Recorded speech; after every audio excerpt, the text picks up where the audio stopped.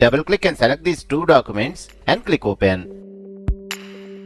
Now take the pen tool and select the stamp in this manner. Right click and choose make selection. Click OK.